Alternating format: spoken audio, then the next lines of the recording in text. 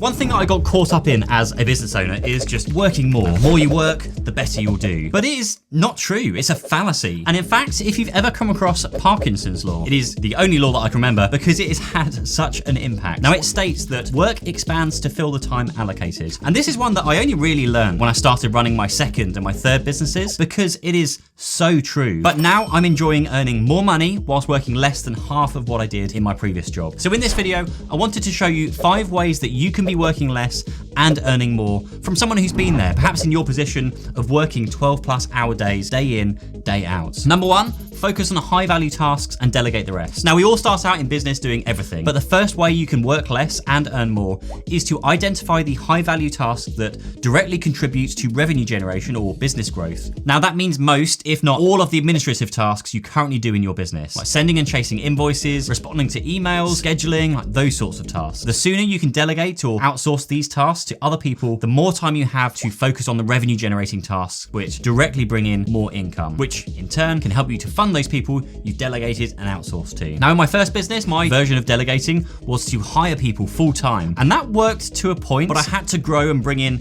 extra full time's worth of income before I could start delegating. But as a new business, I hired a VA almost instantly. I hired a bookkeeper as well. And that takes most of the tasks which don't directly generate revenue away from me. Now, finding the right person, yes, it can be tricky, but there are websites such as Upwork and People Per Hour, or actually my favorite source right now, Twitter. Like, Twitter is full of hungry people willing to take the load off for you. But be sure to vet the person you settle with, get some recommendations by speaking to others who have used them, and be sure that you set them a list of tasks that need doing and like how often, as well as how to accomplish them, which they can then follow. Don't just blindly outsource and assume you can now forget about everything, because in a few cases, I've seen exactly that happen, only for the business owner to realize that things weren't getting done. Like me, I use a tool called Todoist, which my VA and my bookkeeper also has access to. And anytime I need something done, I can just open up Todoist and type in what needs doing and how often, and then assign it to someone. It'll appear on their side however often that task needs doing. Number 2 is leveraging automation and technology. And the fact we are living in a digital era of tools like Zapier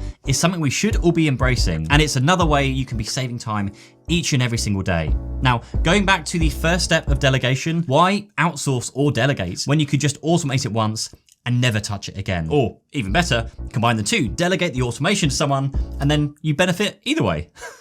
Now, Zapier is by far one of the most valuable subscriptions that I hold in my business, and it's responsible for saving me a whole lot of time every single week. Like, Zapier connects to all of the various platforms that I use together, like my CRM system, my account system, my invoicing. So when someone signs up for my coaching or buys one of my courses, it triggers something in Zapier to then create an invoice over in my account system, then it sends them via email, and then it collects the card payment and reconciles everything in Xero. Like, imagine having to manually do that every single time someone bought something from you. Now, another one for me is a tool called Dext. Now, this system can automatically log into the various services I use, like Google, like my broadband, CRM, accounts, Kajabi for my courses, all of the tools that I use, and it automatically downloads their invoices and brings them into my account system. It saves me and my bookkeeper from having to repeatedly, download copies of invoices, or for her asking me for copies of invoices. Again, spend the time doing it once and it saves you a huge amount of time further down the line. Now, one example of leveraging automation is actually this segue to our sponsor, Pulseway. Tired of being chained to a boring desk just to keep an eye on your IT systems? Let Pulseway set you free. Pulseway's remote monitoring and management platform gives you the power to keep your IT infrastructure running smoothly from anywhere at any time. From system monitoring to automation workflows to automatic issue resolution, Pulseway has your back whilst you're off living your best life. Say goodbye to the hassle of managing your IT infrastructure and hello to freedom and efficiency. Ready to experience the magic for yourself? Give Pulseway a try today for free and join the IT revolution. Now, the third one for me was to implement a scalable business model. Now, this is something that many don't truly focus on or really understand until they start to grow and they hit problems. Now, you need to make decisions from the get-go when you first start out that makes your growth and scalability a much easier possibility. Now, don't settle on using tools or systems that only work for 1 or 2 people. if you're trying to scale a business, that will mean you need to hire more than that number of staff, because you'll be forced to spend a whole amount of time trying to find and then move everything to a totally different system. Something that I did learn now on the second and third time around in starting a business is that service-based businesses are much more difficult to scale. Now, I was selling my time for money as an IT company, pay me X and we'll do Y. Now, this is inherently difficult to scale because you are constantly balancing amount of work with the number of staff, and at any one time you're either too busy or too quiet. Now compare this to other business models such as selling digital products, online courses or memberships, which are much easier to scale. And if you are in a service-based business, I'm not saying you should stop that and suddenly create this online course, but think about how you could add one of these other business models to your business. Now I know other businesses who have implemented subscriptions, online courses and memberships quite successfully, and in some cases they've outperformed their main business. Now for me, tools like Kajabi and Thrivecart, leave my affiliate links down below if you're interested in those,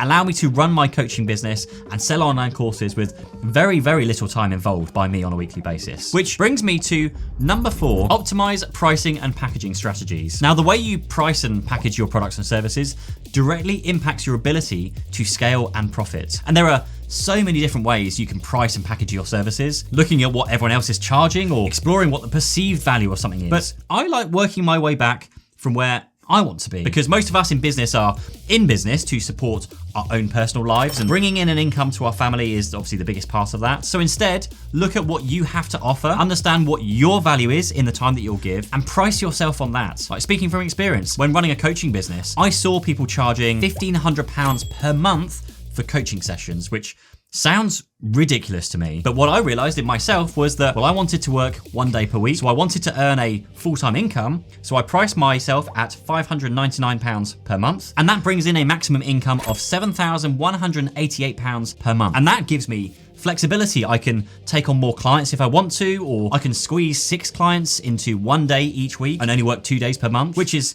still nuts if you think about it. But by taking that approach, I have a service which is in demand and one that's actually undercutting a lot of, what would be my competitors. And then number 5, and this is the biggest learning opportunity that I've had with my business, like the second time and the third time around, and that is to develop passive income streams. Now, passive income is defined as something that can generate revenue without continuous active effort. Now, these are things like affiliate marketing, royalties, maybe it's rental income from property, even online courses could be a form of passive income. Now, I have built passive income into the work that I do now. Affiliate marketing, I will add some affiliated links into any of the content I make, so when people click through to view and buy those products, I'll earn a small cut of that purchase. Sometimes once, sometimes it's recurring income, and sometimes it's for life. Those are my favorite ones. And all I'm doing is simply signposting people to where they can find it. They're not getting charged any extra. The companies just pay affiliate income off the back of that. There's no other work involved than that. Now, online courses, also another form of passive income. I created a course that is relatively low priced at £49, but super high value, packed with everything an IT business needs to get started. And I wake up some days to find that I've sold, 1 of 2 of them overnight. Like, 0 ongoing work involved, but still people are finding it and buying it. So think about how you could introduce these sorts of passive income streams into your business. Now, we all create content. So what affiliate programs could you sign up to? What sorts of content could you create that you can hook into those programs that your audience and your clients would find useful or interesting? Now, I'm probably well over like 50 to 100 different sources of income technically from the various affiliates and sponsors and everything that I do. And it's great not to have to rely on any one of those. Like, if one disappears overnight, it's not an issue. If 20 or 30 of them did, then perhaps, but that's quite unlikely. But let me know if you have any thoughts or comments around what's in this video. I would love if you consider subscribing to the channel for more, and I'll see you in the next video. Cheers, bye-bye.